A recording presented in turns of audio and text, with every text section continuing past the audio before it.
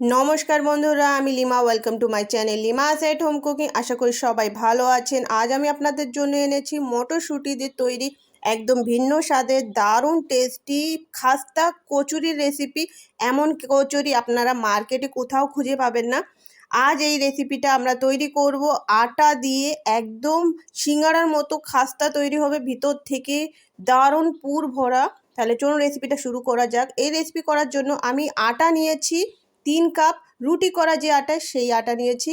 স্বাদ মতো লবণ দিয়েছি, রিফাইন্ড অয়েল দিয়েছি 1 টেবিল স্পুন, বড় টেবিল স্পুন মেপে দিয়েছি। আর 1 চামচ জন একটু ক্রাশ করে দিয়ে দিলাম। সামান্য একটু হিং দিয়েছি, হাফ চামচের একটু কম হিং দিয়েছি। আর সব কিছুকে ভালো করে মিক্স করে নেব, মানে ময়ান দিয়ে দেবো। তারপর জল দিয়ে এটাকে একটা মানে খুব বেশি নরম হবে না, খুব বেশি হার্ড হবে না, এরকম টাইপের ডোটা তৈরি করতে হবে। রুটির জন্য যেরকম ডো তৈরি করি আমরা, তার থেকে একটু হার্ড রাখতে হবে। তো সেইভাবে আমরা ডোটাকে তৈরি করব। এই ডোটাকে মাখানোর সময় এইভাবে 6-7 বার একটু তুলে তুলে আছাড় দিতে হবে। আপনার গায়ে যত বল আছে বা যত রাগ আছে এই আটার উপরে বের করে নিতে পারেন খুব আরামে। আর এরপর মাখানো হয়ে গেলে, গাটা একটু সমান হয়ে গেলে, আমরা এইভাবে সমান আকারে লেচি কেটে নিয়ে গোল্লা করে নেব। তো এটা কমপ্লিট হয়ে গেছে। এরপর চলে যাচ্ছি পুর তৈরি করার প্রসেসে। প্রথমে আমরা মটরশুঁটিকে সেদ্ধ করে নেব। তো এখানে আমি জল দিয়ে, এখানে 300 গ্রাম থেকে 350 গ্রাম মটরশুঁটি আছে। তো এটাকে আমি প্রথমে সিদ্ধ করে নিচ্ছি। বেশি টাইম লাগবে না, মাত্র 2 মিনিট টাইম লাগবে। জলটা ফুটে উঠলেই মটরশুঁটি একদম সেদ্ধ হয়ে যায়। তো এখানে জলটা ফুটে গেছে, আর একটু নাড়িয়ে চাড়িয়ে দিলাম। তারপর আমি চেক করে নিচ্ছি মটরশুঁটিটা কেমন সিদ্ধ হয়েছে।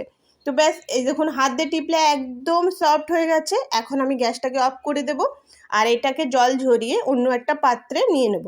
তো আমি জল ঝরিয়ে নিয়েছি, এটা কমপ্লিট। এরপর দেখুন আমি আগের থেকে একটা বড় সাইজের আলু সিদ্ধ করে রেখেছিলাম, 4 ভাগ করে, তাড়াতাড়ি সিদ্ধ হয়ে যায় এই জন্য।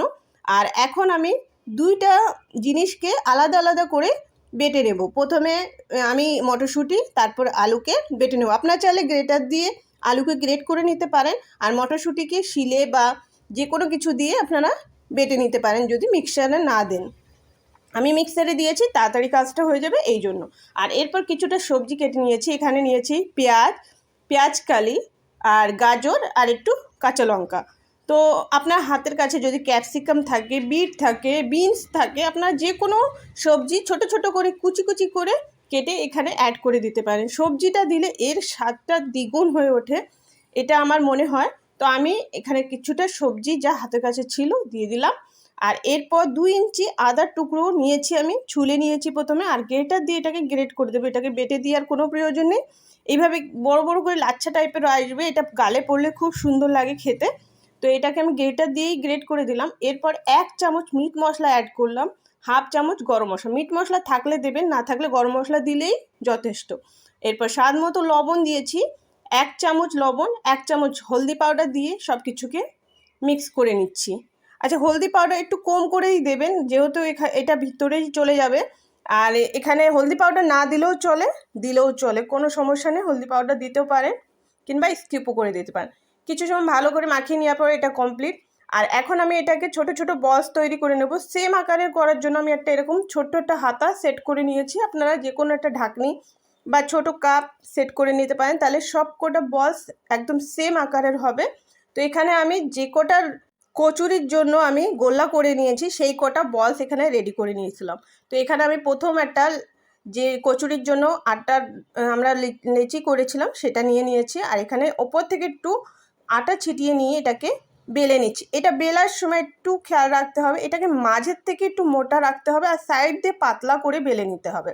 তো যে আকারে আপনারা রুটি তৈরি করেন সেই আকারে বেলে নিলে, এরপর আমরা যে ছোট বলসগুলো তৈরি করেছিলাম মটরশুঁটি দিয়ে, তো সেই বলসটাকে মাঝে রেখে এইভাবে মোমোস যেভাবে আটকাতে হয়, বা আপনারা যে প্রসেসে আটকাতে পারেন সেইভাবে জাস্ট আটকে দিতে হবে।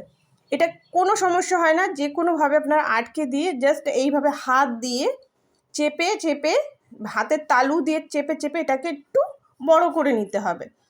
জাস্ট একটাই প্রসেস, যেখানে আমরা যে মুড়িয়ে মুড়িয়ে এটাকে একটু বন্ধ করেছিলাম, সিলটাকে একটু বসিয়ে দিতে হবে।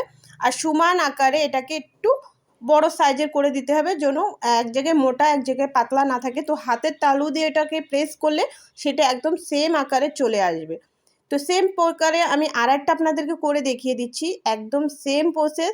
মাঝে একটু মোটা রাখতে হবে, সাইড একটু পাতলা করে দিতে হবে, তারপর গোল্লাটাকে আমরা মাঝে রাখবো পুরটাকে, আর এটাকে মোমোসের মতো মুড়িয়ে দিয়ে এটাকে হাতে আমরা যে গদি আছে সেখান থেকে প্রেস করে দিলে এটাকে ভালো করে একটু বড় করে নিতে পারবো, আর সমানভাবে এটা এইভাবে বড় সাইজের হয়ে যাবে। তো সেম প্রসেসে আমি আরেকটা করে নিচ্ছি আপনাদের জাস্ট দেখিয়ে দেওয়ার জন্য। আমি 2 থেকে 3টে এটাকে করে দেখিয়ে দিচ্ছি। দেখুন, এটা আমি সামনের থেকে মুড়িয়ে দিচ্ছি, এইভাবে কুচি যেরকম শাড়িতে কুচি দিতে হয় ঠিক সেম সেইভাবে একটু কুচি দিয়ে এক জায়গায় সবগুলো আটার যে লেয়ারগুলো সব এক জায়গায় করে দিয়ে একটু মুড়িয়ে দিয়ে এটাকে হাতের পাম্প দিয়ে একটু করে প্রেস করে দিলে এটা একটু বড় হয়ে যাবে। তো এরপরে এটা আমার সবটা কমপ্লিট।